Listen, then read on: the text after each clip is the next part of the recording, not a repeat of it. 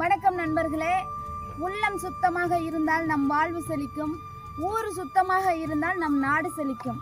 இப்போ பார்த்தீங்கன்னா இந்த விசேஷ நாள்களில் இன்றைக்கி என்ன பார்த்தீங்க அப்படின்னா ஆயுத பூஜை. இன்றைக்கி ஆயுத பூஜை அப்படின்னு கூட பொருட்படுத்தாமல், லீவு கூட போடாமல் இவங்க இந்த ஒரு இதில் ஊரை சுத்தப்படுத்தி நம்ம சுத்தமாக இருக்கணும் அப்படின்னு சொல்லிட்டு இந்த துப்புரவு பணியாளர்கள் அவ்வளோ ஒரு அழகாக அவங்களோட வேலையை பண்ணிக்கிட்டே இருக்காங்க. நான் இந்த சைடு பாப்பா வந்தால் எனக்கு ரொம்ப பிடிச்சிருந்தது.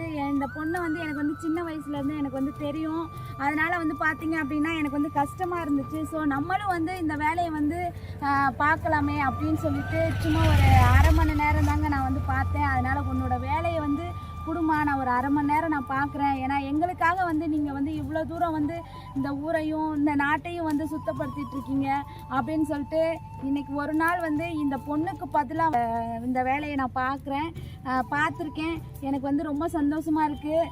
நண்பர்களே எல்லா பேரையுமே ஆதரிங்க. அதனால்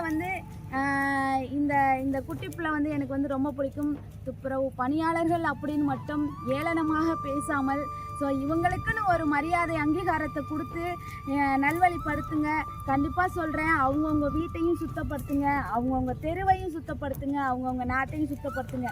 அவங்களோட வேலையை கம்ப்ளீட்டாக குப்பைகளை ரோட்டில் போடாமல், கழிவுகளை ரோட்டில் போடாமல் கரெக்டான ஒரு குப்பை தொட்டியில் நீங்கள் போட்டிங்க அப்படின்னா இவங்களுக்கும் வேலை பாரம் குறையும்.